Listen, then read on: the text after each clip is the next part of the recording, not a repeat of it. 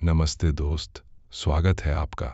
आज की रात हम किसी शोर, भाग दौड़ या डर वाली कहानी नहीं, बल्कि एक बेहद कोमल, सुकून देने वाली और दिल को छू जाने वाली कहानी सुनने जा रहे हैं, जिसका नाम है दहेज की साइकिल।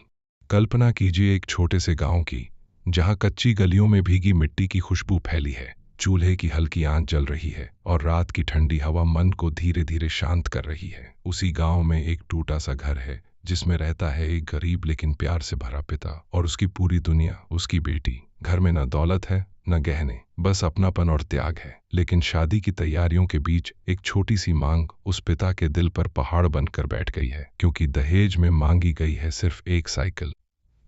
सुनने में मामूली, पर उसके लिए वही उसकी इज्जत, उसकी उम्मीद और उसकी जिंदगी की सबसे बड़ी परीक्षा है। यह साइकिल सिर्फ लोहे और पहियों की नहीं, बल्कि त्याग, प्रेम और एक ऐसे छिपे राज की कहानी है जो पूरे गांव की किस्मत बदल सकता है। जैसे जैसे आप इस कहानी में उतरेंगे, आपकी सांसें धीमी होने लगेंगी, आंखें भारी होने लगेंगी और दिल को एक अनकहा सुकून महसूस होगा, जैसे कोई पुरानी याद आपको बाहों में भर रही हो। अगर ऐसी भावनात्मक, सुकून भरी और मीठी नींद लाने वाली कहानियां आपको पसंद हैं, तो चैनल को ज़रूर सब्सक्राइब कीजिए, ताकि हर रात एक नई कहानी आपके दिल तक पहुंच सके। और कमेंट में बताइए कि आप किस शहर या गांव से सुन रहे हैं और अभी आपकी घड़ी में क्या समय हो रहा है। तो अब रोशनी धीमी कर लीजिए, पंखे की हल्की सरसराहट को महसूस कीजिए और आंखें बंद कर लीजिए, क्योंकि हम चल पड़े हैं उस शांत गांव की ओर, जहां आंगन में खड़ी एक साइकिल के साथ शुरू होने वाली है एक ऐसी कहानी जो दिल को छू भी जाएगी और आखिर तक आपको अपने साथ बांधे भी रखेगी। रात धीरे धीरे गांव पर उतर रही थी। आसमान में तारे ऐसे टिमटिमा रहे थे जैसे किसी ने काली चादर पर चांदी के दाने बिखेर दिए हों। हवा में ठंडक थी, लेकिन उसमें एक अजीब सी बेचैनी भी घुली हुई थी। रामपुर गांव दिन भर की भागदौड़ के बाद शांत हो चुका था, पर रामदीन के घर की बत्ती अब भी जल रही थी। मिट्टी से लिपा आंगन, टूटी चारपाई, कोने में रखा चूल्हा और दीवार से टिकाकर खड़ी वह नई चमचमाती साइकिल, सब कुछ किसी अनकहे इंतजार में स्थिर खड़ा था। लाल रंग की उस साइकिल पर अब भी कागज का टैग लटका था, हैंडल पर प्लास्टिक की परत चिपकी थी और उसकी घंटी हल्की हवा से टकराकर कभी कभी अपने आप टुनटुना उठती थी, जैसे कोई अदृश्य उंगली उसे छू रही हो। गौरी दरवाजे की चौखट पर बैठी उसे देख रही थी। पता नहीं क्यों, उस साइकिल को देखते ही उसके दिल में खुशी नहीं, बल्कि एक अनजाना डर भर जाता था। उसे लग रहा था जैसे वह कोई सामान नहीं, बल्कि कोई राज है, जो घर के बीचों बीच खड़ा सबको घूर रहा है। दिन भर गांव में शादी की तैयारियां चलती रहीं। औरतें हल्दी पीस रही थीं, बच्चे फूल तोड़कर ला रहे थे, पड़ोसी आकर सलाह दे रहे थे, कोई बर्तन दे गया, कोई चारपाई। गांव की यही खूबसूरती थी, किसी एक की खुशी सबकी हो जाती थी। लेकिन इस चहल पहल के बीच रामदीन की आंखों के नीचे काले घेरे और गहरे होते जा रहे थे। वह जब भी मुस्कुराते, मुस्कान होठों तक आती, आंखों तक नहीं। हर थोड़ी देर में जाकर साइकिल को छूकर देखते, जैसे यकीन कर रहे हों कि वह सच में वहीं है। गौरी ने कई बार पूछा, बाबा, आप ठीक तो हो ना? और हर बार वही जवाब मिलता, हाँ बिटिया, बस थकान है। मगर पिता की आवाज में जो कंपन था, वह थकान का नहीं था। रात को जब सब सो गए, तब भी रामदीन देर तक बाहर बैठे रहे। लालटेन की पीली रोशनी में उनका चेहरा बुझा बुझा सा लग रहा था और उनकी हथेलियों पर पड़े खरोंच के निशान साफ दिख रहे थे। गौरी ने पहली बार महसूस किया कि इस साइकिल की कीमत सिर्फ पैसों से नहीं चुकाई गई है, कुछ और भी दांव पर लगा है। अगली सुबह सूरज उगा तो पूरे गांव में शादी की खुशबू फैल गई। आंगन में गोबर से लीपा फर्श चमक रहा था, दीवारों पर आम के पत्तों की बंधनवार टंगी थी और गौरी की सहेलियां उसके हाथों में मेहंदी लगा रही थीं। मेहंदी की ठंडी छुअन से उसके हाथ तो ठंडे हो रहे थे, लेकिन दिल में अजीब सी गर्मी थी, खुशी और डर का मिला जुला एहसास। वह जब भी हंसती, अचानक चुप हो जाती, जैसे कुछ याद आ गया हो। सहेलियां छेड़ती, अरे दुल्हन, ससुराल जाकर हमें भूल मत जाना, तो वह मुस्कुरा देती, पर उसकी नज़र हर बार साइकिल की तरफ चली जाती। वह सोचती, क्या सच में एक साइकिल के बिना शादी नहीं हो सकती थी? क्या उसकी कीमत इतनी थी कि उसके पिता कई रातों से सो नहीं पाए?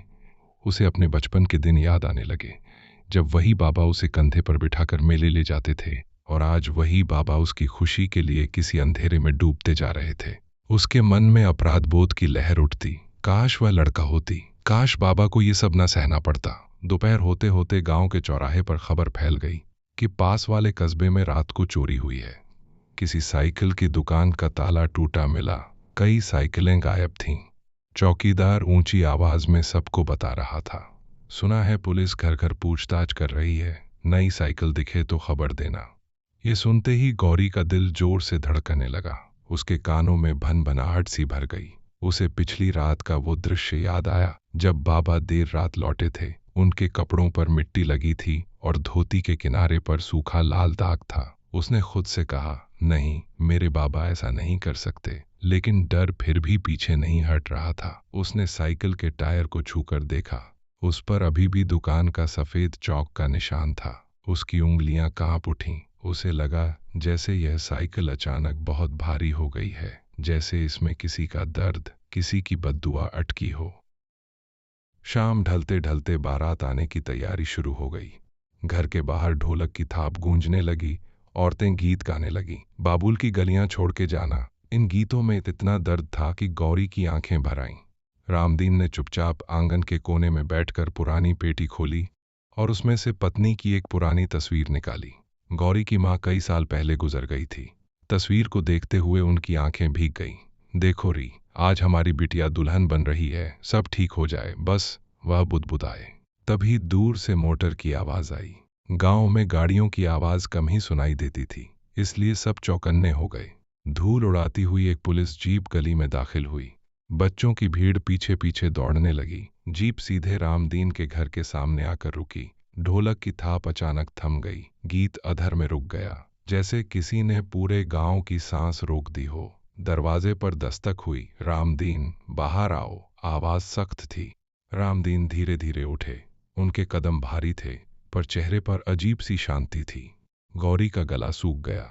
उसे लगा जैसे जमीन खिसक रही हो। पुलिस वाला बोला, कस्बे में चोरी हुई है, नई साइकिल की तलाश है। तुम्हारे यहाँ नई साइकिल देखी गई है। पूरे गांव की नजरें उसी पर टिक गईं। रामदीन ने बिना कुछ कहे साइकिल आगे खींच दी। उस पल गौरी का दिल टूटने को हुआ। उसे लगा अब सब खत्म। लेकिन तभी रामदीन ने जेब से एक मुड़ा तुड़ा कागज निकाला और पुलिस वाले को दिया। रसीद है साहब, मैंने पुरानी साइकिल बेचकर और मजदूरी करके खरीदी है। देर रात दुकान बंद हो रही थी, इसलिए मालिक ने जल्दी में दे दी। खून मिट्टी मजदूरी की है, चोरी नहीं। उनकी आवाज कांप रही थी, मगर सच्चाई साफ झलक रही थी। पुलिस वाला कागज देखता रहा, फिर बोला, ठीक है, पूछताछ थी बस। जीप चली गई। गांव ने राहत की सांस ली। लेकिन गौरी की आंखों से आंसू रुक नहीं रहे थे।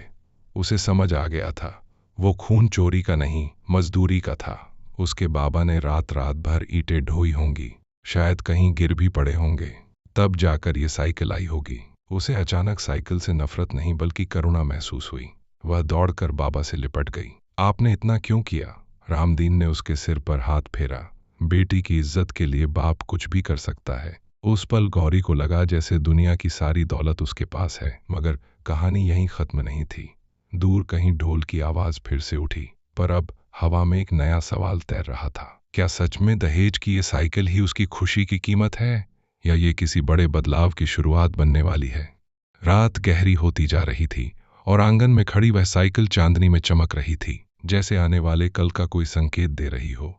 रात पूरी तरह उतर चुकी थी, लेकिन रामदीन के आंगन में जैसे समय ठहर गया था। ढोलक की थाप दोबारा शुरू तो हो गई थी, पर अब उसमें पहले जैसी मस्ती नहीं थी। जैसे हर ताल के पीछे कोई अनकहा डर छिपा हो। चांद आधा बादलों में छिपा था और उसकी फीकी रोशनी उस लाल साइकिल पर पड़ रही थी, जिससे उसकी परछाई दीवार पर लंबी होकर किसी अजीब आकृति जैसी लग रही थी। गौरी चारपाई के कोने पर बैठी उस परछाई को देखती रही। उसे लग रहा था जैसे ये साइकिल सिर्फ लोहे का ढांचा नहीं, बल्कि उनके घर की किस्मत का फैसला है। पास ही पिता चुपचाप जमीन पर बैठे थे, घुटनों पर कोहनियां टिकाए, जैसे बहुत लंबी लड़ाई लड़कर लौटे हों। उनके चेहरे पर राहत तो थी कि पुलिस चली गई, पर थकान इतनी गहरी थी कि आंखें बंद होते ही नींद नहीं बल्कि चिंता उतर आती थी। गांव की औरतें धीरे धीरे विदा लेने लगीं, लेकिन जाते जाते हर कोई वही बात कह रहा था, सब ठीक हो जाएगा रामदीन, भगवान पर भरोसा रखो। भगवान पर भरोसा तो था, पर इंसानों की बनाई इस रस्म पर भरोसा नहीं था जो एक बाप को अपनी हड्डियां तक घिस देने पर मजबूर कर दे। सुबह की पहली किरण के साथ ही घर में फिर से हलचल शुरू हो गई। चूल्हे पर चाय चढ़ी, आंगन में पानी छिड़का गया और गौरी को हल्दी लगाने की रस्म शुरू हुई। पीली हल्दी जब उसके गालों पर लगी तो वह अनायास मुस्कुरा उठी, पर उसी पल उसकी नज़र बाबा के फटे हुए हाथों पर चली गई। उंगलियों की दरारों में सूखा खून भरा था, नाखूनों के नीचे मिट्टी जमी थी। वह समझ गई कि ये हाथ पिछले कई दिनों से आराम नहीं कर पाए। उसे याद आया कैसे बचपन में वही हाथ उसे गिरने से बचाते थे, कैसे उन्हीं हथेलियों ने उसे पहली बार लिखना सिखाया था। आज वही हाथ उसके लिए मजदूर बन गए थे। हल्दी की रस्म के बीच ही उसकी आंखों से आंसू टपक पड़े। औरतों ने समझा दुल्हन रो रही है ससुराल जाने के डर से, पर असली वजह सिर्फ वही जानती थी। उसे लग रहा था कि उसकी खुशी किसी और की पीड़ा पर खड़ी है। उसका मन बार बार कह रहा था, काश ये शादी रुक जाए, काश बाबा को ये सब न करना पड़े। मगर समाज के सामने एक लड़की की आवाज कितनी छोटी होती है, ये वह अच्छी तरह जानती थी। दोपहर होते होते बारात की खबर आ गई। गांव के लड़के पेड़ों पर चढ़कर रास्ता देखने लगे। बच्चे नए कपड़े पहनकर उछल रहे थे। दूर से बैंड बाजे की हल्की आवाज हवा में घुलने लगी। घर के बाहर रंगोली बनाई गई, दरवाजे पर केले के पत्ते बांधे गए और साइकिल को भी फूलों की माला से सजा दिया गया, जैसे वह भी दहेज का कोई कीमती गहना हो। गौरी को ये सब अजीब लग रहा था। उसे लगा जैसे साइकिल को सजाया नहीं, बल्कि उसके पिता के त्याग को दिखावे की तरह टांगा जा रहा है। उसने धीरे से जाकर साइकिल की घंटी बजाई। टुन। आवाज बहुत कोमल थी, पर उसके दिल में गूंज गई। उसे लगा जैसे साइकिल पूछ रही हो, क्या सच में मैं तुम्हारी खुशी हूं? उसी पल उसके भीतर कुछ टूटने लगा। उसने तय किया कि चाहे जो हो वह बाबा से बात करेगी। पर तभी बाहर से शोर उठा, बारात आ गई, बारात आ गई। बारात धूमधाम से आई। ढोल, शहनाई, हंसी, नाच, पूरा माहौल रंगीन हो उठा। दूल्हा घोड़ी पर बैठा था, सिर पर सेहरा और उसके पीछे रिश्तेदारों की लंबी कतार। रामदीन ने हाथ जोड़कर सबका स्वागत किया, पर उनकी झुकी हुई कमर साफ बता रही थी कि ये सम्मान नहीं, बोझ है। मेहमानों को बैठाया गया, पानी पिलाया गया और फिर धीरे धीरे बात उसी मुद्दे पर आकर रुक गई। दहेज। लड़के का चाचा बोला, साइकिल कहाँ है? लड़के को दुकान तक आने जाने में काम आएगी। उसकी आवाज में अपनापन कम, हक ज्यादा था। रामदीन ने तुरंत साइकिल आगे कर दी। सबने उसे घेर कर देखा, जैसे कोई माल जांच रहे हों। किसी ने टायर दबाया, किसी ने घंटी बजाई, किसी ने कहा, नई है ना? गौरी का दिल सिमट गया। उसे लगा जैसे वे साइकिल नहीं, उसके पिता की इज्जत को परख रहे हैं। वह चुपचाप पर्दे के पीछे खड़ी सब देखती रही। उसी दौरान अचानक गांव के मास्टर जी आ गए, जो हमेशा रामदीन का साथ देते थे। उन्होंने ये सब देखा तो बोले, भाई साहब, लड़की कोई बोझ नहीं होती कि दाम चुकाओ। शादी दो दिलों का रिश्ता है, सौदा नहीं। माहौल एक पल को शांत हो गया। लड़के वालों के चेहरों पर हल्की नाराजगी दिखी। दूल्हा खुद भी असहज लग रहा था। उसने धीरे से कहा, चाचा, रहने दीजिए, साइकिल की क्या जरूरत थी? ये सुनकर गौरी को पहली बार थोड़ी उम्मीद जगी, मगर चाचा ने तुनक कर जवाब दिया, रिवाज है। ये रिवाज शब्द जैसे किसी पत्थर की तरह आकर सबके दिल पर गिरा। कितनी अजीब बात थी। गलत चीज भी सिर्फ इसलिए सही मानी जाती है क्योंकि वह सालों से चलती आ रही है। रामदीन चुप रहे। शायद उन्हें डर था कि कहीं बात बिगड़ गई तो शादी टूट जाएगी और समाज उंगली उठाएगा। शाम ढलने लगी और शादी की रस्में शुरू हुईं। अग्नि जली, मंत्र गूंजे और गौरी व दूल्हा फेरे लेने लगे। हर फेरे के साथ वह अपने पिता का चेहरा देख रही थी। उनकी आंखों में खुशी थी, पर साथ ही एक खालीपन भी, जैसे घर का आखिरी दीपक बूझने वाला हो। गौरी का दिल भर आया। उसने मन ही मन प्रण लिया कि वह ससुराल जाकर भी बाबा को कभी अकेला नहीं छोड़ेगी। फेरे खत्म हुए, सिंदूर भरा गया और सबने ताली बजाई। बाहर खड़ी साइकिल चांदनी में चमक रही थी, जैसे पूरी कहानी की गवाह हो। उसे लगा ये साइकिल सिर्फ दहेज नहीं, बल्कि उस रातों की मेहनत, उन आंसुओं और उस प्रेम की निशानी है जो किसी भी कीमत से बड़ा है। विदाई का समय आया तो पूरा माहौल रोने से भर गया। गौरी बाबा से लिपटकर फूट फूट कर रोई। रामदीन ने उसके सिर पर हाथ फेरते हुए कहा, खुश रहना बिटिया, यही मेरी कमाई है। उस पल उसे लगा दुनिया की कोई भी चीज इस प्यार से बड़ी नहीं। साइकिल दूल्हे के साथ बैलगाड़ी पर रख दी गई। पहिए धीरे धीरे घूमने लगे। गौरी ने आखिरी बार पीछे मुड़कर घर देखा। वही आंगन, वही दीवारें, वही लालटेन, सब धुंधला गया। मगर उसके दिल में एक बात साफ थी, एक दिन वह इस दहेज की परंपरा को खत्म करेगी, ताकि किसी और पिता को अपनी बेटी के लिए खून पसीना न बहाना पड़े। बैलगाड़ी दूर जाती रही और गांव की पगडंडी पर साइकिल की घंटी की हल्की टुनकार लंबे समय तक गूंजती रही, जैसे आने वाले बदलाव की पहली आहट हो। बैलगाड़ी धीरे धीरे कच्ची पगडंडी पर आगे बढ़ रही थी। रात गहरी हो चुकी थी और आसमान में चांद बादलों के पीछे छुप छुप कर चल रहा था, जैसे वह भी इस विदाई को देखना चाहता हो, पर खुलकर देखने की हिम्मत न कर पा रहा हो। पहियों के नीचे कंकड़ चरमराते तो लगता जैसे किसी के दिल की आवाज हो। गौरी बैलगाड़ी के कोने में बैठी थी, घूंघट आधा झुका हुआ। हाथों की मेहंदी अब सूख कर गहरी भूरी हो चुकी थी। उसके कानों में अब भी बाबा की सिसकियां गूंज रही थीं। उसने कई बार पीछे मुड़कर देखा, लेकिन गांव की आखिरी चौपाल भी अंधेरे में गुम हो चुकी थी। साइकिल बैलगाड़ी में उसके सामने रखी थी। फूलों की माला थोड़ी मुरझा गई थी और घंटी हर झटके पर हल्की सी टुन टुन कर उठती थी। उसे लग रहा था जैसे ये साइकिल भी उसी की तरह घर छोड़ आई हो, जैसे दोनों ही किसी अनजान सफर पर हों। उसने धीरे से हैंडल पर हाथ रखा। ठंडा लोहा, पर अजीब तरह की गर्माहट दिल में उतर गई। यही वह चीज थी जिसके लिए उसके बाबा ने रातें काटी, चोटें खाईं, अपमान सहा। अचानक उसे लगा ये साइकिल बोझ नहीं, उनके प्यार की आखिरी निशानी है, जिसे वह अपने साथ लेकर जा रही है। ससुराल का गांव थोड़ा बड़ा था। वहां पक्के घर ज्यादा थे, गलियां चौड़ी थीं और लोग भी कुछ अलग किस्म के लगते थे, ज्यादा व्यस्त, ज्यादा हिसाबी। जब बारात वहां पहुंची तो औरतों ने आरती उतारी, चावल उछाले गए और गौरी का स्वागत हुआ। पर उस स्वागत में अपनेपन की जगह औपचारिकता ज्यादा थी। उसे आंगन के बीच खड़ा कर दिया गया, जैसे कोई नई चीज घर में आई हो और सब उसे परख रहे हों। कोई उसके गहने देखता, कोई कपड़े, कोई दहेज में आए बर्तनों की गिनती करता। तभी किसी ने साइकिल उतारकर दीवार से टिकाई और 2-3 लड़के उसे तुरंत चलाकर देखने लगे। अरे बढ़िया है, नहीं है बिल्कुल, अब भाई साहब दुकान जल्दी पहुंच जाया करेंगे। उनकी हंसी में खुशी कम, फायदे की गिनती ज्यादा थी। गौरी का दिल कसक गया। उसे लगा जैसे उसके बाबा की मेहनत को कोई खेल की तरह इस्तेमाल कर रहा है। वह चुपचाप खड़ी रही, मगर भीतर कहीं कुछ सख्त होने लगा था। एक चुप्पी जो आगे चलकर आवाज बनने वाली थी। पहले कुछ दिन रस्मों रिवाजों में बीते। सुबह जल्दी उठना, पानी भरना, चूल्हा जलाना, सबको चाय देना। काम खत्म ही नहीं होते थे। सास सीधी थी पर सख्त, हर चीज नियम से चाहती थी। पति श्याम शांत स्वभाव का था। वह ज्यादा बोलता नहीं था, पर उसकी आंखों में बुराई भी नहीं दिखती थी। कई बार गौरी ने देखा, जब घर वाले साइकिल की तारीफ करते या दहेज की बात छेड़ते तो वह नजरें झुका लेता था। एक रात जब सब सो गए, श्याम आंगन में बैठा साइकिल की चेन ठीक कर रहा था।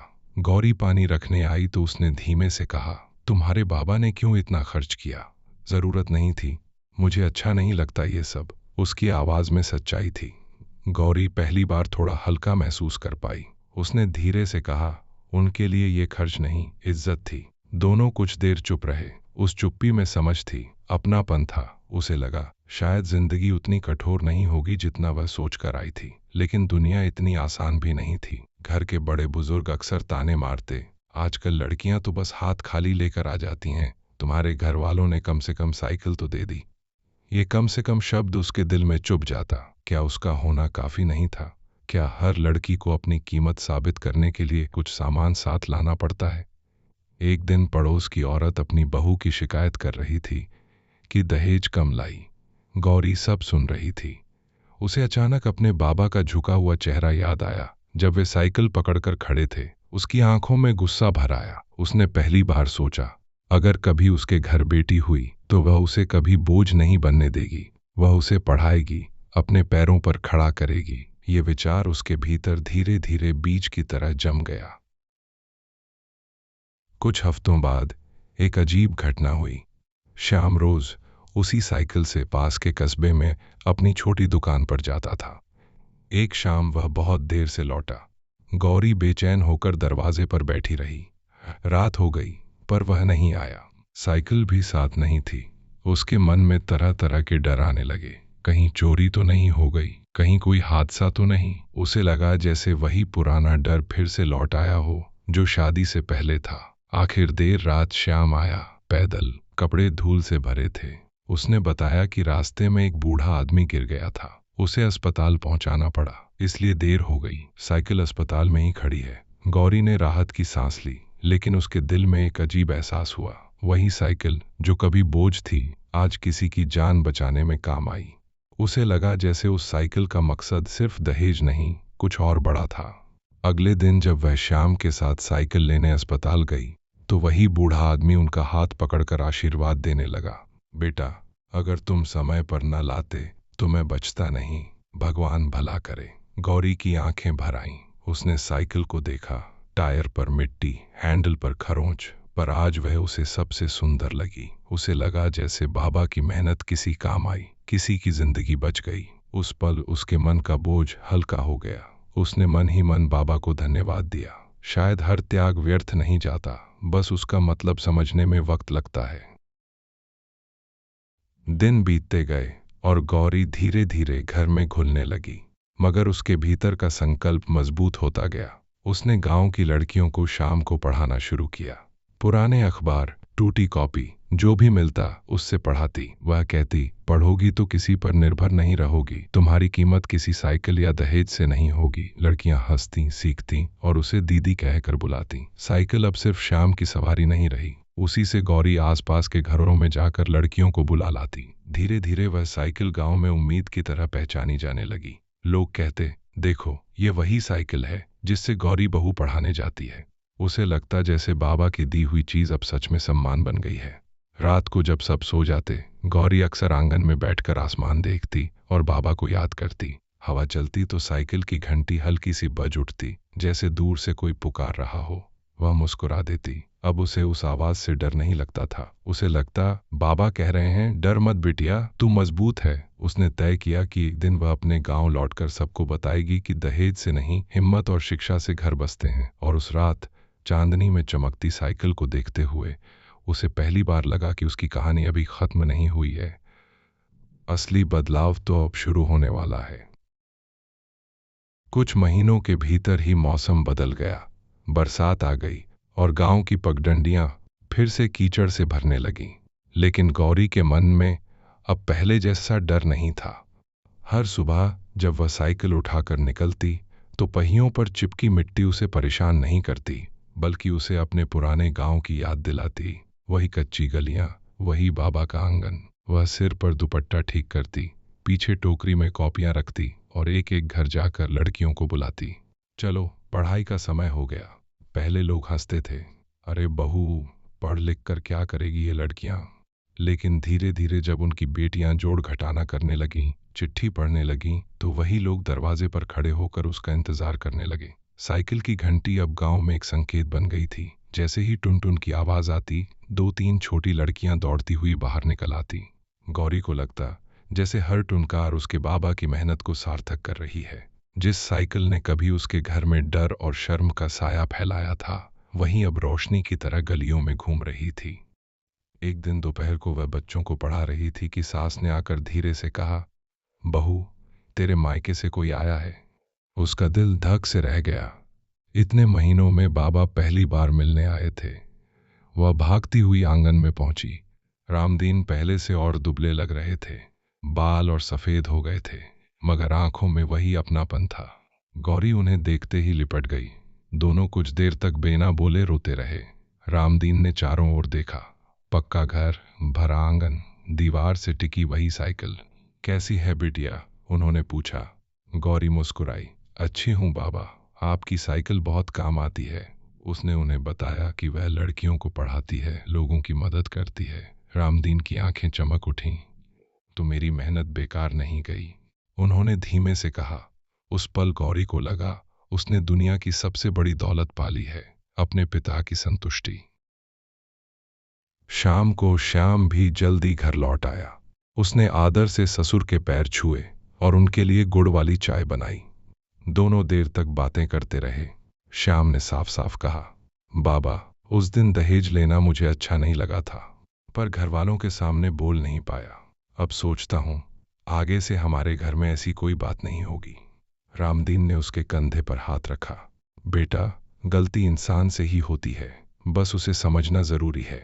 गौरी ये सब सुन रही थी। उसे लगा जैसे दिल का कोई पुराना घाव भर रहा है। तीनों देर तक आंगन में बैठे रहे। हवा चलती रही और साइकिल की घंटी कभी कभी खुद ब खुद बज जाती, जैसे उनकी बातों में अपनी सहमति दे रही हो। कुछ दिनों बाद गांव में एक और शादी तय हुई। पड़ोस के किसान की बेटी की शादी थी। घर में फिर वही चिंता, वही पैसों की गिनती, वही दहेज की फुसफुसाहट। गौरी को अपने पुराने दिन याद आ गए। लड़की की माँ रो रो कर कह रही थी, लड़के वाले मोटरसाइकिल मांग रहे हैं, कहाँ से लाएं? ये सुनते ही गौरी के भीतर आग सी जल उठी। उसने श्याम और बाबा से बात की। अगर हम चुप रहे तो ये सिलसिला कभी खत्म नहीं होगा, उसने कहा। श्याम ने हामी भरी। अगले दिन तीनों किसान के घर गए और समझाया कि दहेज देना जरूरी नहीं, मिलकर लड़के वालों से बात करेंगे। पहले तो सब डरे, पर जब गांव के 2-3 और लोग साथ आ गए तो हिम्मत बढ़ी। गौरी ने महसूस किया, आवाज अकेली हो तो कमजोर लगती है, मगर साथ मिल जाए तो ताकत बन जाती है।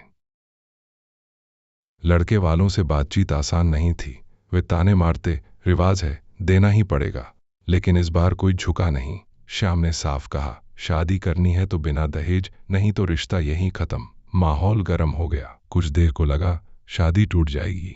लड़की के पिता के हाथ कांप रहे थे। तभी गौरी आगे बढ़ी और बोली, बेटी बोझ नहीं होती। अगर दहेज चाहिए तो समझिए आपको बहू नहीं, सामान चाहिए। उसकी आवाज कांप रही थी, पर शब्द पत्थर जैसे मजबूत थे। आसपास खड़े लोग भी समर्थन में बोलने लगे। आखिरकार लड़के वालों को झुकना पड़ा। उन्होंने दहेज की मांग वापस ले ली। उस दिन पहली बार गौरी ने देखा कि एक छोटी सी हिम्मत कितनी बड़ी दीवार गिरा सकती है। शादी वाले दिन जब सब खुश थे, किसान की बेटी गौरी के पास आई और उसके पैर छूने लगी। दीदी, अगर आप नहीं होती तो बाबा कर्ज में डूब जाते, उसने कहा। गौरी ने उसे गले लगा लिया। उसकी आंखों के सामने अपने बाबा का चेहरा घूम गया। उसे लगा जैसे आज उसने सच में उनके त्याग का कर्ज थोड़ा सा चुका दिया है। उसी शाम जब वह साइकिल से घर लौट रही थी, हवा तेज थी, खेतों में सरसों लहरा रही थी और डूबते सूरज की लाल रोशनी पहियों पर पड़ रही थी। उसे लगा जैसे साइकिल उड़ रही हो, हल्की, आजाद, बोझ से मुक्त। समय के साथ साइकिल गांव की पहचान बन गई। कोई बीमार पड़ता तो उसी से अस्पताल पहुंचाया जाता। बच्चों की किताबें उसी पर ढोई जाती। कभी कभी दूध के कंस्तर भी उसी पर बांध दिए जाते। लोग मजाक में कहते, ये तो पूरे गांव की साइकिल है। गौरी हंस देती, मगर अंदर से गर्व महसूस करती। जिस चीज ने कभी उसके घर में अपमान का डर भर दिया था, वही अब सम्मान का कारण बन चुकी थी। उसे समझ आया कि चीजें बुरी नहीं होती, उनका मतलब बुरा बना दिया जाता है। अगर वही चीज सेवा में लग जाए तो वरदान बन जाती है। रात को जब सब सो जाते, वह अक्सर आंगन में बैठकर बाबा के साथ बिताए दिनों को याद करती। अब उसके मन में दर्द कम, कृतज्ञता ज्यादा थी। उसने तय कर लिया था कि वह इस गांव में एक छोटा सा स्कूल खोलेगी, ताकि हर बेटी पढ़ सके और किसी बाप को दहेज के लिए खून पसीना न बहाना पड़े। दूर कहीं कुत्तों के भौंकने की आवाज आती, हवा में नीम की खुशबू घुली रहती और चांदनी में साइकिल चुपचाप चमकती रहती। उसकी घंटी की हल्की टुनकार जैसे कहती, कहानी अभी बाकी है, बदलाव की राह अभी लंबी है। और गौरी मुस्कुराकर आसमान की ओर देखती, जैसे अपने बाबा से वादा कर रही हो कि अब कोई भी बेटी सिर्फ दहेज की वजह से झुकेगी नहीं, बल्कि अपने दम पर खड़ी होगी। बरसों की तरह इस साल भी सर्दियां धीरे धीरे गांव पर उतर आईं।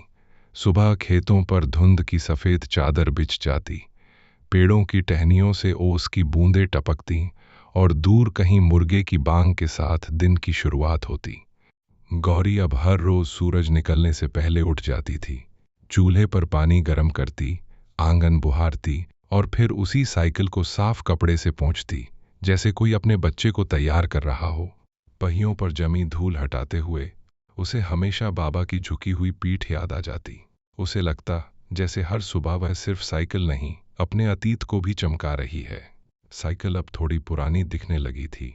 हैंडल पर हल्की खरोंचें, सीट पर टांका लगा कपड़ा, लेकिन उसमें एक अजीब गरिमा थी, जैसे उसने भी जिंदगी की मार झेली हो और अब और मजबूत हो गई हो।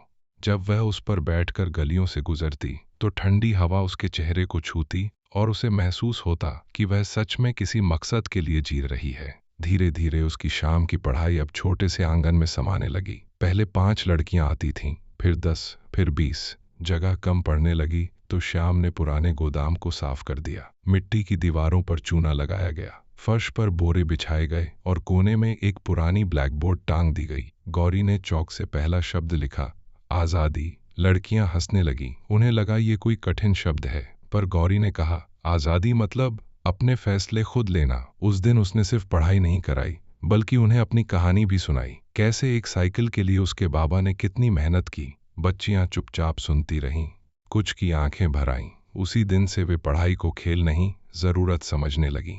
गांव के लोग उस जगह को बहू का स्कूल कहने लगे। किसी ने मजाक में कहा था, मगर वही नाम धीरे धीरे सम्मान बन गया। इसी बीच एक दिन डाकिया चिट्ठी लेकर आया। गौरी के नाम पहली बार चिट्ठी आई थी। कांपते हाथों से उसने खोला। बाबा की लिखावट टेढ़ी मेढ़ी थी, पर शब्द सीधे दिल में उतर रहे थे। बिटिया, गांव में सब ठीक है, तेरी बहुत याद आती है। सुना है तू लड़कियों को पढ़ाती है, बहुत अच्छा काम कर रही है। तेरी माँ होती तो बहुत खुश होती। चिट्ठी पढ़ते पढ़ते उसकी आंखें भर आईं। उसे लगा जैसे बाबा पास बैठकर सिर सहला रहे हों। उसने तुरंत जवाब लिखा, लंबा, ढेर सारी बातें, अपना स्कूल, अपनी साइकिल, अपने सपने। चिट्ठी पोस्ट करते वक्त उसे एहसास हुआ कि दूरी कितनी भी हो, दिल का रिश्ता कभी कम नहीं होता। उस रात उसने आसमान की तरफ देखकर फुसफुसाया, बाबा, एक दिन आपको यहाँ जरूर बुलाऊंगी। समय की रफ्तार के साथ गांव में बदलाव दिखने लगा। जिन घरों में पहले लड़कियां बाहर नहीं निकलती थीं, अब वे शाम को किताबें लेकर गौरी के पास आतीं। कुछ ने सिलाई सीखना शुरू किया, कुछ ने गिनती और हिसाब। एक लड़की, रानी, तो इतनी तेज निकली कि उसने तहसील के स्कूल में दाखिला लेने की ठान ली। उसके पिता पहले तैयार नहीं थे, इतनी दूर कैसे जाएगी, पर गौरी ने समझाया। श्याम ने साइकिल देने का वादा किया। अंत में वे मान गए। जिस दिन रानी पहली बार स्कूल गई, गौरी की आंखों में वही गर्व था जो शायद किसी माँ को होता है। उसे लगा जैसे उसकी छोटी सी कोशिश किसी की जिंदगी का रास्ता बदल रही है, और हर बार जब कोई लड़की आगे बढ़ती, उसे अपने बाबा की मेहनत याद आती। अगर उन्होंने वो साइकिल न ली होती तो शायद ये सब कभी शुरू ही ना होता। लेकिन जिंदगी सिर्फ खुशियों से नहीं बनती। एक साल ऐसा भी आया जब बारिश कम हुई और फसल खराब हो गई। गांव में पैसों की तंगी बढ़ गई। कई घरों में चूल्हे मुश्किल से जलते। गौरी के स्कूल में भी लड़कियों की संख्या कम होने लगी, क्योंकि उन्हें घर के काम में हाथ बंटाना पड़ता था। उसे डर लगा कि कहीं सब कुछ फिर से पीछे न चला जाए। उसने हार नहीं मानी। साइकिल पर अनाज की छोटी बोरियां बांधकर वह जरूरतमंद घरों तक पहुंचाने लगी। श्याम ने दुकान से उधार में राशन दिया। धीरे धीरे लोगों का भरोसा और बढ़ा। उन्हें लगा ये बहू सिर्फ पढ़ाती नहीं, साथ भी देती है। संकट के दिनों में जो साथ दे वही अपना होता है। उस दौर ने गौरी को और मजबूत बना दिया। उसे समझ आया कि बदलाव सिर्फ भाषणों से नहीं, हाथ बढ़ाने से आता है। इन्हीं दिनों खबर आई कि उसके मायके में बाबा बीमार पड़ गए हैं। खबर सुनते ही उसका दिल बैठ गया। उसने बिना देर किए साइकिल उठाई और बस अड्डे तक पहुंची। रास्ते भर उसकी आंखों के सामने वही चेहरा घूमता रहा, थका हुआ मगर मुस्कुराता। गांव पहुंचकर जब उसने बाबा को खाट पर लेटा देखा तो दिल टूट गया। वे कमजोर हो गए थे, मगर उसे देखते ही मुस्कुराए। आ गई मेरी मास्टरनी। उनकी आवाज में गर्व था। गौरी ने उनका हाथ पकड़ लिया। उसने उन्हें अपने स्कूल, अपनी लड़कियों, अपने सपनों की बातें सुनाई।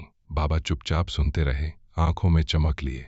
देखा बिटिया, उन्होंने कहा, दहेज की साइकिल अब लोगों की जिंदगी चला रही है। ये सुनकर गौरी रो पड़ी। उसे लगा जैसे उसके सारे संघर्ष का जवाब मिल गया हो।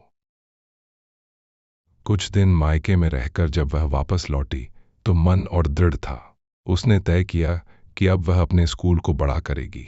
गांव की पंचायत से बात की, खाली पड़ी जमीन मांगी। पहले तो किसी ने ध्यान नहीं दिया, पर जब पूरे गांव की औरतें उसके साथ खड़ी हो गईं तो पंचायत को मानना पड़ा। जमीन मिली, मिट्टी का बड़ा कमरा बना, छत पर टीन डाली गई। उद्घाटन के दिन गौरी ने बाबा को बुलाया। वे लाठी टेकते हुए आए और उसी साइकिल के पास खड़े होकर फीता काटा। पूरे गांव ने ताली बजाई। उस पल साइकिल धूप में चमक रही थी, जैसे सालों का सफर उसकी धातु में दर्ज हो। गौरी को लगा, ये सिर्फ स्कूल का उद्घाटन नहीं, एक सोच की जीत है। शाम को जब सब चले गए और आंगन में सन्नाटा छा गया, गौरी अकेली बैठी रही। हल्की हवा चली और साइकिल की घंटी टुन टुन कर उठी। उसने मुस्कुराकर उसे देखा। कितनी अजीब बात थी, एक समय यही साइकिल उसके पिता के आंसुओं की वजह बनी थी और आज वही साइकिल सैकड़ों मुस्कानों की वजह थी। उसने मन ही मन सोचा, जिंदगी भी शायद ऐसी ही होती है। पहले बोझ लगती है, फिर धीरे धीरे वही बोझ ताकत बन जाता है। उसने आसमान की तरफ देखा, जैसे भगवान और अपने बाबा दोनों को धन्यवाद कह रही हो। रात गहरी होती गई, तारे चमकते रहे और उस शांत आंगन में खड़ी साइकिल चुपचाप गवाही देती रही कि प्यार, त्याग और हिम्मत से कोई भी कहानी बदली जा सकती है। साल दर साल समय ऐसे बहता गया जैसे बरसात का पानी खेतों की मेड़ों के बीच रास्ता बना लेता है। गौरी का छोटा सा स्कूल अब सचमुच गांव की पहचान बन चुका था। सुबह होते ही मिट्टी के उस आंगन में चप्पलों की खटखट गूंजने लगती। लड़कियां किताबें सीने से लगा कर आती, कोई हंसती, कोई पाठ दोहराती, कोई अपनी कॉपी छुपा कर लाती कि घर वाले डांटेंगे नहीं। गौरी दरवाजे पर खड़ी सबका स्वागत करती, जैसे कोई माँ अपने बच्चों को घर बुलाती है। दीवारों पर उसने खुद रंगों से अक्षर और चित्र बना दिए थे। ख ख पेड़, सूरज, नदी। जब धूप खिड़की से अंदर आती तो उन अक्षरों पर सुनहरी परत सी चमक उठती। कई बार वह रुककर चुपचाप ये दृश्य देखती और सोचती, क्या सच में यही उसका जीवन है? वही गौरी जो कभी दहेज की एक साइकिल के कारण अपने आप को बोझ समझने लगी थी, आज इतने घरों की उम्मीद बन गई है। बाहर खड़ी साइकिल अब भी उसका इंतजार करती रहती, जैसे कहती हो, चलो अभी और काम बाकी है। धीरे धीरे गांव के मर्दों का नजरिया भी बदलने लगा। जो पहले ताना मारते थे, अब अपनी बेटियों को खुद स्कूल छोड़ने आने लगे। चौपाल पर बातें होने लगीं, पढ़ाई से सच में फायदा होता है। देखो रानी अब शहर के दफ्तर में काम करती है, श्याम की बहू ने तो कमाल कर दिया। ये बातें सुनकर गौरी को अजीब सी झिझक होती, मगर भीतर कहीं गर्व भी भर जाता। श्याम भी अब खुलकर उसका साथ देता। उसने दुकान के एक कोने में पुरानी किताबें रख दी ताकि बच्चे उधार ले सकें। कई बार शाम को वह खुद बच्चों को हिसाब किताब सिखाने बैठ जाता। दोनों की जिंदगी सादगी से भरी थी, मगर संतोष इतना था कि किसी बड़ी दौलत की जरूरत महसूस ही नहीं होती थी। रात को जब वे थक कर चारपाई पर लेटते तो दूर से साइकिल की हल्की सी खनखनाहट सुनाई देती, जैसे दिन भर की कहानी सुना रही हो। एक दिन पंचायत में खबर आई कि पास के कस्बे में सरकारी अधिकारी आने वाले हैं और गांव के कामकाज देखने वाले हैं। सब लोग तैयारी में जुट गए। किसी ने सड़क साफ की, किसी ने तालाब के किनारे की घास काटी। गौरी के स्कूल की भी चर्चा हुई। लोग बोले, उन्हें दिखाना चाहिए कि हमारे गांव की लड़कियां पढ़ती हैं। अधिकारी जब आए तो उन्होंने स्कूल देखा, बच्चों से सवाल पूछे। एक छोटी लड़की ने पूरे आत्मविश्वास से कविता सुनाई। अधिकारी मुस्कुराए और बोले, ये बहुत अच्छा काम है, इसे आगे बढ़ाना चाहिए। उन्होंने वादा किया कि कुछ किताबें और बेंच दिलवाएंगे। उस दिन गौरी को लगा जैसे उसकी छोटी सी मेहनत को दुनिया ने भी पहचान लिया है। उसे अपने बाबा की आंखें याद आईं। अगर वे ये सब देखते तो कितना खुश होते।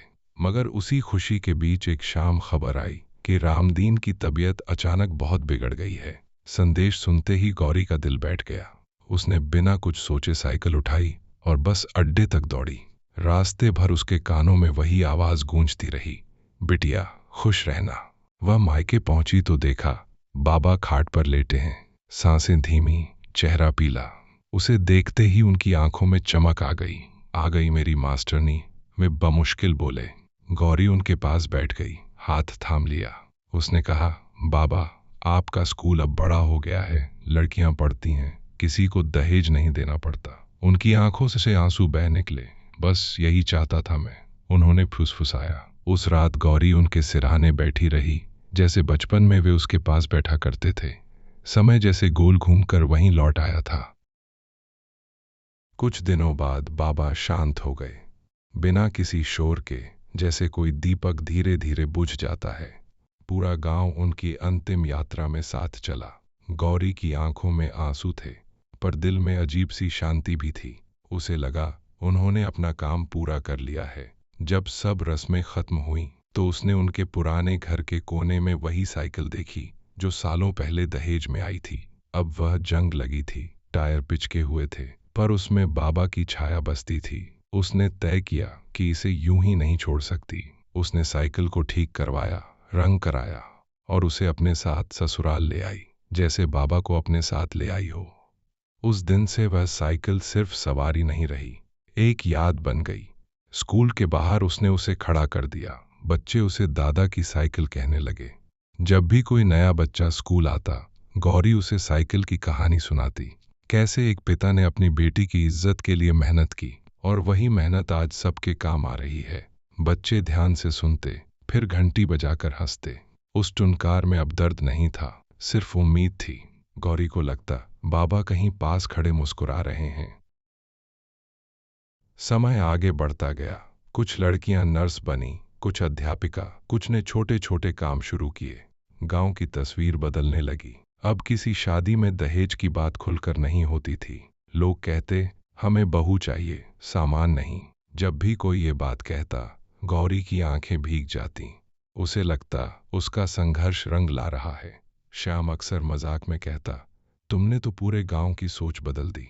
वह हंस देती, पर जानती थी कि ये सब अकेले उससे नहीं, बाबा के त्याग से शुरू हुआ था। एक रात, बहुत साल बाद, जब चांद पूरा था और हवा में ठंडक घुली थी, गौरी आंगन में अकेली बैठी थी। स्कूल की इमारत चांदनी में चमक रही थी और सामने वही पुरानी साइकिल शांत खड़ी थी। उसने आगे बढ़कर उसकी घंटी बजाई। टुन। आवाज पूरे सन्नाटे में फैल गई। उसे लगा जैसे बाबा फिर से पुकार रहे हों। डर मत बिटिया, तू सही रास्ते पर है। वह मुस्कुराई, आंखें बंद की और गहरी सांस ली। अब उसे किसी चीज का डर नहीं था। दहेज की साइकिल, जो कभी एक गरीब बाप के आंसुओं की वजह बनी थी, आज सैकड़ों बेटियों के सपनों की सवारी बन चुकी थी। और उस शांत रात में, तारों भरे आसमान के नीचे, गौरी को महसूस हुआ कि उसकी कहानी अभी खत्म नहीं हुई। क्योंकि हर नई सुबह के साथ कोई नई लड़की किताब लेकर आएगी और साइकिल की घंटी फिर से बज उठेगी, जैसे जिंदगी खुद कह रही हो, चलते रहो, अभी सफर बाकी है। सांझ की वह धुंधली घड़ी थी, जब सूरज खेतों के पार लाल अंगारों सा बुझता जा रहा था और आकाश में बिखरी सुनहरी रोशनी धीरे धीरे नीले अंधेरे में घुल रही थी। हवा में पके धान की खुशबू थी और दूर कहीं बैलों की घंटियां धीमे धीमे बज रही थीं। घर के आंगन में बैठी सरोज अपनी पुरानी साइकिल को कपड़े से साफ कर रही थी। वही साइकिल जो कभी उसके पिता ने हाट से खरीदी थी और जिसे वह अपना सबसे बड़ा खजाना मानती थी। मगर आज वह साइकिल सिर्फ सवारी का साधन नहीं, बल्कि एक बोझ बन गई थी, क्योंकि गांव में बातें फैल चुकी थीं कि उसकी शादी तय होते ही दूल्हे वालों ने दहेज में नई चमचमाती साइकिल की मांग रख दी है। सरोज जब भी इस बात को सोचती, उसके हाथ ठिठक जाते, जैसे उस साइकिल की हर तीली में उसके पिता की मेहनत अटकी हो। उसे लगता, क्या सच में एक लड़की की कीमत लोहे और पहियों में तौली जाएगी? हवा उसके बालों को छूकर निकलती, मगर उसके दिल में घुटन और भारी होती जाती। रात को जब चूल्हे की आंच धीमी पड़ गई और माँ ने आखिरी रोटी सेंक कर थाली में रखी, तब घर में खामोशी उतर आई। पिता चौखट पर बैठे बीड़ी सुलगा रहे थे और उनकी आंखों में एक अजीब सी चिंता तैर रही थी। वे बार बार हिसाब लगाते, कितना अनाज बचा है, कितने रुपए उधार मिल सकते हैं, किससे मदद मांगी जाए। पर हर बार जोड़ घटाव के बाद हाथ खाली रह जाते। सरोज ने पहली बार अपने मजबूत पिता को इतना असहाय देखा था। उसे लगा जैसे दहेज की मांग ने उनके कंधों को झुका दिया है। वह धीरे से उनके पास बैठी और बोली कि उसे शादी नहीं करनी, पर पिता मुस्कुरा दिए। वह मजबूर मुस्कान जो सिर्फ बेटियों के लिए होती है। उन्होंने कहा, बेटी, तेरी खुशी ही हमारी इज्जत है। मगर उस मुस्कान के पीछे का दर्द सरोज साफ पढ़ पा रही थी। उसी पल उसने मन में ठान लिया कि वह इस साइकिल को अपने जीवन का फैसला नहीं बनने देगी। अगले दिन गांव में हलचल थी। कुएं पर औरतें फुसफुसा रही थीं। चौपाल पर बूढ़े लोग सलाह दे रहे थे। कोई कहता उधार ले लो, कोई कहता पुरानी जमीन बेच दो। हर जुबान पर वही बात, दहेज की साइकिल। सरोज जब रास्ते से गुजरती तो उसे लगता जैसे सबकी निगाहें उसी पर टिक गई हैं। उसका बचपन, उसके खेल, उसकी हंसी, सब जैसे एक मांग के नीचे दब गए हों। लेकिन तभी उसका छोटा भाई मुन्ना दौड़ता हुआ आया और बोला, दीदी मैं बड़ा होकर तुझे अपनी साइकिल दूंगा। उस मासूम बात ने उसके भीतर कहीं गहराई में उम्मीद जगा दी। उसने महसूस किया कि प्यार और अपनापन किसी भी दहेज से बड़ा होता है। फिर भी दिल के कोने में एक डर था, अगर बारात वाले सच में साइकिल के बिना रिश्ता तोड़ दें तो। दिन बीतते गए और शादी की तारीख नजदीक आती गई। पिता ने मजबूरी में साहूकार से बात की, जिसने मोटा ब्याज रखकर पैसे देने की हामी भरी। उस कागज पर अंगूठा लगाते वक्त उनके हाथ कांप रहे थे। सरोज ने दूर खड़ी सब देखा। उसे लगा जैसे वह कागज नहीं बल्कि उनके सपनों पर मोहर लग रही हो। उस रात वह सो न सकी। चांदनी खिड़की से अंदर आती रही और वह अपनी पुरानी साइकिल के पास बैठी रही। उसकी घंटी बजाकर सुनती रही, जैसे वह उससे बातें कर रही हो। उसे याद आया कैसे बचपन में वह इसी साइकिल से स्कूल जाती थी, कैसे पिता पीछे से पकड़कर उसे चलाना सिखाते थे। क्या वह यादें किसी नई साइकिल से बड़ी नहीं थीं? उसके मन में एक विचार कौन था, अगर वह खुद कुछ कर सके तो शायद पिता को कर्ज से बचा ले। सुबह होते ही वह पड़ोस के कस्बे की ओर निकल पड़ी। उसने अपनी साइकिल पर दूध और सब्जियां रखीं और बेचने का निश्चय किया। रास्ता लंबा था, धूल भरा, पर उसके पैरों में अजीब सी ताकत थी। हर पैडल के साथ उसे लगता जैसे वह अपनी किस्मत से लड़ रही है। बाजार में लोगों ने पहले उसे हल्के में लिया, पर उसकी लगन देखकर सब्जियां जल्दी बिक गईं। थोड़े पैसे हाथ में आए तो उसे पहली बार लगा कि वह बेबस नहीं है। उसने तय किया कि रोज ऐसा करेगी। दिन भर की थकान के बाद जब वह घर लौटी और पैसे पिता के हाथ में रखे तो उनकी आंखें भर आईं। वे कुछ कह न सके, बस उसका सिर सहलाते रहे। उस स्पर्श में गर्व भी था और दर्द भी। लेकिन कहानी यहीं आसान नहीं थी। शादी के 2 दिन पहले दूल्हे के चाचा आए और फिर से साइकिल की बात छेड़ दी। उनके शब्दों में हुक्म था, प्यार नहीं, नई साइकिल नहीं तो बारात नहीं। उन्होंने साफ कह दिया। यह सुनते ही घर में सन्नाटा छा गया। सरोज के भीतर जैसे आग जल उठी। उसने पहली बार महसूस किया कि यह सिर्फ साइकिल की बात नहीं, उसकी इज्जत की बात है। वह चुपचाप अंदर चली गई, पर उसकी आंखों में आंसू नहीं थे, बल्कि एक अजीब सी दृढ़ता थी। उसने तय कर लिया कि अब फैसला वही करेगी। वह किसी सौदे की तरह इस घर से विदा नहीं होगी। शादी की सुबह आसमान में बादल थे और हवा में अजीब सा तनाव। गांव वाले सजावट में लगे थे, पर सबके मन में वही सवाल था, क्या बारात आएगी? तभी दूर से ढोल की हल्की आवाज सुनाई दी। बारात सच में आ रही थी, पर सरोज का दिल तेज धड़कने लगा। उसने अपनी पुरानी साइकिल आंगन के बीच में खड़ी कर दी और उसके हैंडल पर फूल बांध दिए। जब दूल्हे वाले पहुंचे और साइकिल की मांग दोहराई तो वह सबके सामने आ खड़ी हुई। उसकी आवाज कांप रही थी, मगर शब्द मजबूत थे। मैं दहेज में कुछ नहीं दूंगी। अगर आपको मुझे अपनाना है तो जैसे हूं वैसे अपनाइए, वरना ये शादी यहीं खत्म। पूरे आंगन में सन्नाटा फैल गया। किसी ने उम्मीद नहीं की थी कि वह ऐसा कहेगी। कुछ पल ऐसे बीते जैसे समय थम गया हो। फिर दूल्हा आगे बढ़ा। उसने अपने रिश्तेदारों की तरफ देखा और धीरे से बोला कि उसे साइकिल नहीं, सरोज चाहिए। उसकी बात सुनते ही सबके चेहरे बदल गए। मांग करने वाले चुप हो गए, जैसे उन्हें अपनी गलती का एहसास हो गया हो। पिता की आंखों से आंसू बह निकले, पर इस बार वे बेबसी के नहीं, राहत के थे।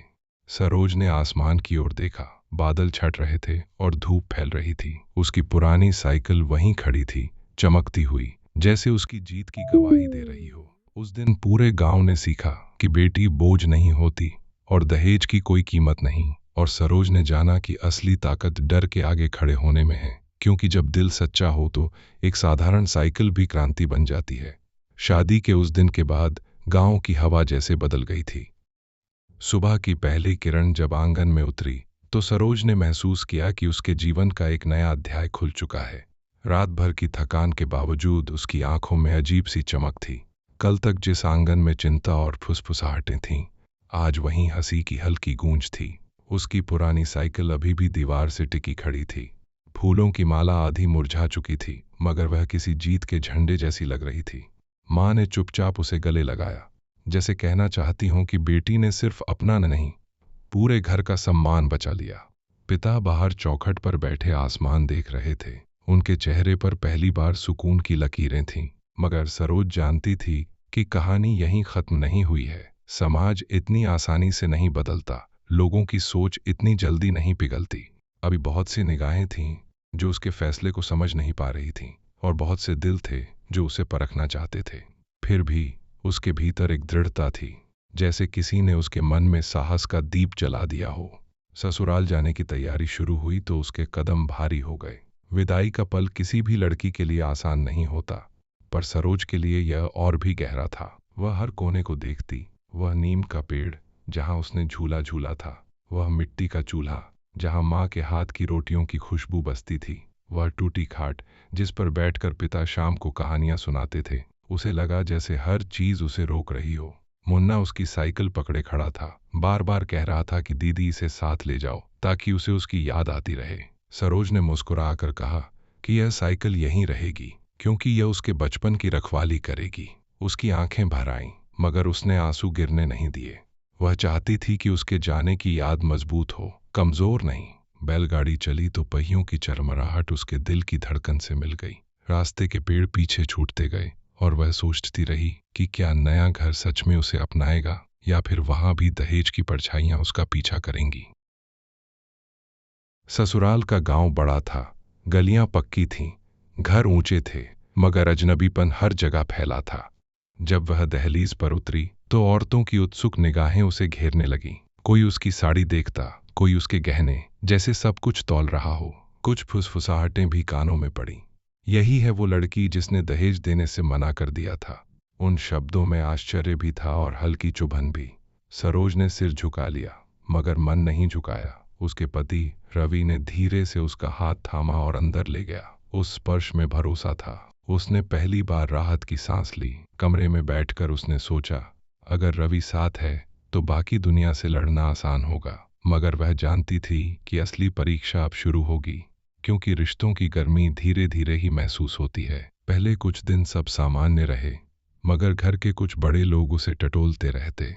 कभी ताना मारते कि आजकल की लड़कियां बहुत तेज हो गई हैं, कभी कहते कि थोड़ा बहुत तो देना ही चाहिए था। ये शब्द तीर की तरह लगते, पर वह चुप रहती। वह सुबह सबसे पहले उठती, आंगन बुहारती, रसोई संभालती, सबका ख्याल रखती। उसने तय किया कि वह अपने व्यवहार से सबके दिल जीतेगी। रात को जब सब सो जाते तो वह छत पर जाकर चांद को देखती और अपने गांव को याद करती। उसे अपनी साइकिल की घंटी की आवाज सुनाई देती, जैसे कोई दूर से पुकार रहा हो। उसी खामोशी में वह खुद से वादा करती कि वह सिर्फ एक बहू बनकर नहीं रहेगी, बल्कि कुछ ऐसा करेगी जिससे दूसरी लड़कियों को दहेज के डर से ना गुजरना पड़े। एक दिन उसने देखा कि पड़ोस की एक लड़की मीना रो रही थी। उसकी शादी तय हुई थी और उसके पिता दहेज के लिए कर्ज में डूबे जा रहे थे। वही पुरानी कहानी, वही डर। सरोज का दिल कस गया। उसे अपना अतीत याद आ गया। उसने मीना से बात की, उसे हिम्मत दी और कहा कि डरना नहीं चाहिए। धीरे धीरे गांव की औरतें उससे खुलने लगीं। वे अपनी परेशानियां बताती। किसी का गहना गिरवी था, किसी की जमीन बिक गई थी। सरोज को लगा कि यह सिर्फ उसकी कहानी नहीं, हर घर की कहानी है। उसने सोचा, अगर सब साथ आ जाएं तो शायद हालात बदल सकते हैं। उसने औरतों का एक छोटा सा समूह बनाया, जहां वे सिलाई बुनाई और अचार पापड़ का काम करने लगी। कमाई भले थोड़ी थी, मगर आत्मसम्मान बड़ा था। उनके चेहरों पर जो चमक आई वह किसी दहेज से ज्यादा कीमती थी। धीरे धीरे उसका काम फैलने लगा। हाट में उनके बनाए सामान बिकने लगे। गांव के लोग अब उसे अलग नजर से देखने लगे। जो पहले ताने मारते थे अब सलाह लेने आते। रवि भी उसका साथ देता, कभी सामान ढो देता, कभी हिसाब रखता। दोनों के बीच एक गहरा दोस्ताना रिश्ता बन गया। सरोज को एहसास हुआ कि शादी सिर्फ दो लोगों का बंधन नहीं, दो सपनों का मेल है। मगर इसी बीच एक खबर आई जिसने सबको हिला दिया। मीना के ससुराल वालों ने दहेज न मिलने पर रिश्ता तोड़ दिया। मीना के पिता बीमार पड़ गए। यह सुनते ही सरोज के भीतर पुरानी आग फिर भड़क उठी। उसे लगा जैसे इतिहास खुद को दोहरा रहा है और अगर उसने कुछ नहीं किया तो उसकी जीत अधूरी रह जाएगी। वह मीना के घर गई, उसका हाथ थामा और पूरे गांव के सामने पंचायत बुलाने की बात कही। यह आसान नहीं था, पर उसने हिम्मत जुटाई। पंचायत में उसने खुलकर कहा कि दहेज लेना देना दोनों गलत हैं और इससे सिर्फ बेटियों का जीवन टूटता है। उसकी आवाज कांप रही थी, मगर शब्दों में सच्चाई थी। उसने अपनी कहानी सुनाई, कैसे उसके पिता कर्ज में डूबने वाले थे, कैसे उसने इनकार किया। कुछ लोग विरोध में थे, पर कई आंखें नम थीं। आखिरकार गांव के बुजुर्गों ने फैसला लिया कि अब किसी भी शादी में दहेज की मांग नहीं होगी। यह छोटा कदम था मगर बड़ी जीत। सरोज को लगा जैसे उसके कंधों से कोई भारी बोझ उतर गया हो। उस रात जब वह छत पर बैठी थी, हवा में ठंडक थी और आसमान तारों से भरा था। उसने दूर कहीं बच्चों को साइकिल चलाते देखा। पहियों की घूमती आवाज में उसे अपनी पुरानी साइकिल की याद आई। उसे समझ आया कि वह साइकिल सिर्फ लोहे का ढांचा नहीं थी, बल्कि उसकी हिम्मत की शुरुआत थी। अगर वह दिन उसने आवाज न उठाई होती तो शायद आज इतनी लड़कियों की जिंदगी न बदलती। उसके चेहरे पर हल्की मुस्कान आ गई। जिंदगी अब भी आसान नहीं थी, मगर वह डरावनी भी नहीं रही। उसने आंखें बंद की और महसूस किया कि सादगी में ही सबसे बड़ी ताकत छुपी होती है। और कहीं भीतर से एक सुकून भरी फुसफुसाहट आई, यह सफर अभी जारी है, क्योंकि हर गांव में अभी भी किसी सरोज को अपनी साइकिल बचानी है, और हर बार एक नई कहानी जन्म लेती रहेगी। कुछ महीनों बाद मौसम बदला और सावन की पहली बारिश के साथ पूरे गांव में हरियाली लौट आई। मगर सरोज के भीतर जो बदलाव आया था वह मौसम से कहीं गहरा था। अब लोग उसे सिर्फ रवि की पत्नी या किसी घर की बहू कहकर नहीं बुलाते थे, बल्कि सम्मान से उसका नाम लेते थे। जब वह सुबह आंगन में झाड़ू लगाती तो सामने से गुजरती औरतें मुस्कुराकर सलाम करती। बच्चे उसके पास आकर पढ़ाई के बारे में पूछते, क्योंकि उसने शाम को लड़कियों को पढ़ाना भी शुरू कर दिया था। उसे लगता जैसे उसका छोटा सा जीवन धीरे धीरे कई लोगों की उम्मीद बनता जा रहा है। फिर भी रात के सन्नाटे में कभी कभी वह अपने मायके की याद में खो जाती। नीम का पेड़, मुन्ना की शरारतें और सबसे बढ़कर वह पुरानी साइकिल। उसे लगता जैसे वह साइकिल अभी भी वहीं खड़ी उसकी राह देख रही होगी। उसी याद के सहारे वह खुद को समझाती कि इंसान जहां भी जाए उसकी जड़ें हमेशा उसके भीतर जिंदा रहती हैं। एक दिन रवि ने कहा कि कई दिन हो गए, चलो तुम्हें मायके छोड़ आते हैं, माँ बाप से मिलाओ। यह सुनते ही उसके दिल में जैसे कोई घंटी बज उठी। रास्ते भर बैलगाड़ी की जगह इस बार वे बस से गए, मगर सरोज की आंखों के सामने वही पुराने रास्ते घूम रहे थे। खेत, पोखर, मंदिर की घंटी, सब कुछ पहले जैसा था। गांव में कदम रखते ही उसे लगा जैसे समय थम गया हो। माँ दौड़कर उससे लिपट गईं। पिता की आंखों में गर्व और स्नेह एक साथ छलक आया।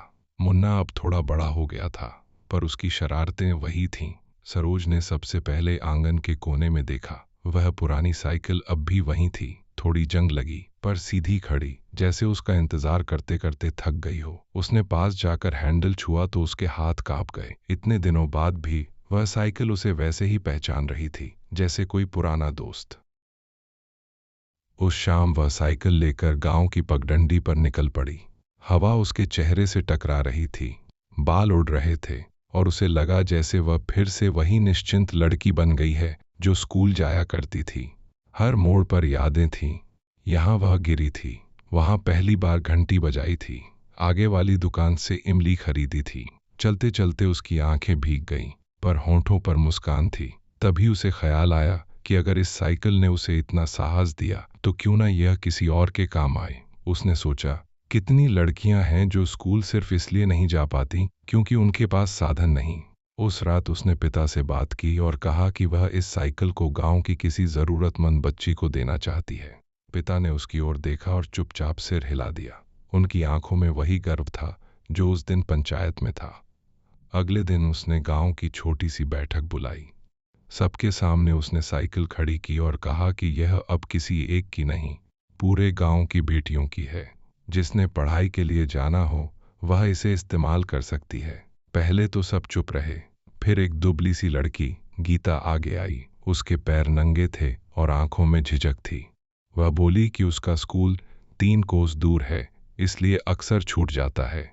सरोज ने मुस्कुराकर साइकिल उसकी ओर बढ़ा दी। गीता के चेहरे की खुशी देखकर सबकी आंखें नम हो गईं। वह पल किसी बड़े उत्सव से कम नहीं था। सरोज ने महसूस किया कि देने में जो सुख है वह पाने में कभी नहीं। समय के साथ यह छोटी सी पहल बड़ा रूप लेने लगी। गांव की और लड़कियों के लिए भी पुरानी साइकिलें इकट्ठी की जाने लगीं।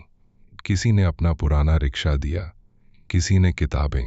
धीरे धीरे एक छोटा सा समूह बन गया जो बेटियों की पढ़ाई और आत्मनिर्भरता के लिए काम करता था। सरोज अक्सर दोनों गांवों के बीच आना जाना करती, लोगों को समझाती कि बेटी बोझ नहीं, ताकत है। अब दहेज की बातें पहले जितनी जोर से नहीं उठती थीं। अगर कोई मांग करता तो लोग खुद उसे गलत कहते। यह बदलाव धीरे धीरे आया, मगर पक्का था। सरोज को लगता जैसे उसकी जिंदगी का मकसद मिल गया हो। वह अब सिर्फ अपनी कहानी नहीं जी रही थी, बल्कि कई नई कहानियों की शुरुआत कर रही थी। लेकिन जिंदगी सिर्फ जीतों से नहीं बनती, उसमें थकान भी होती है। कभी कभी उसे लगता कि जिम्मेदारियां बहुत बढ़ गई हैं। घर, ससुराल, गांव, लड़कियों की पढ़ाई, सब कुछ संभालते संभालते वह खुद को भूलने लगती। एक रात वह बहुत थक कर छत पर बैठी रो पड़ी। रवि चुपचाप पास आया और बोला, तुम्हें सब कुछ अकेले नहीं उठाना, मैं हूं ना। उस एक वाक्य ने उसके दिल का बोझ हल्का कर दिया। उसने समझा कि ताकत का मतलब हमेशा लड़ते रहना नहीं, कभी कभी सहारा लेना भी होता है। अगले दिन उसने अपने काम को और व्यवस्थित किया। कुछ जिम्मेदारियां दूसरी औरतों को सौंपी। अब वह मुस्कुराकर काम करती, क्योंकि उसके भीतर संतुलन लौट आया था। साल गुजरते गए। मुन्ना कॉलेज चला गया। गीता ने स्कूल में पहला स्थान पाया और कई लड़कियां साइकिलों पर हंसते खिलखिलाते स्कूल जाती दिखने लगी। गांव की गलियों में जब पहियों की घरघराहट गूंजती तो सरोज का दिल भर आता। उसे लगता जैसे हर घूमता पहिया उसके पुराने डर को कुचलता जा रहा है। लोग अब उसे सम्मान से सरोज दीदी कहकर बुलाते थे। दहेज की साइकिल, जो कभी उसके परिवार की बेबसी का प्रतीक थी, अब आज़ादी और शिक्षा का प्रतीक बन गई थी।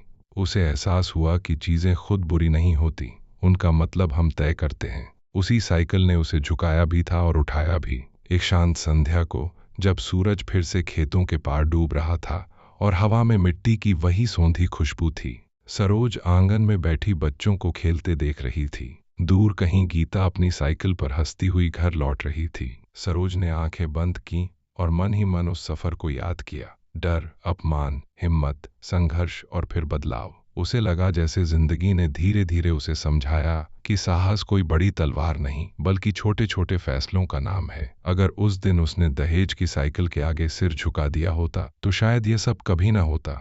उसके होठों पर हल्की मुस्कान आई। उसने आसमान की ओर देखा और फुसफुसाई, अब कहानी पूरी हुई। एक साधारण साइकिल ने एक लड़की को मजबूत बनाया, और वही लड़की कई और जिंदगियों की राह बन गई। गांव की शाम ढलती रही, पर उसके भीतर एक उजाला हमेशा के लिए जल उठा, जो आने वाली हर बेटी के रास्ते को रोशन करता।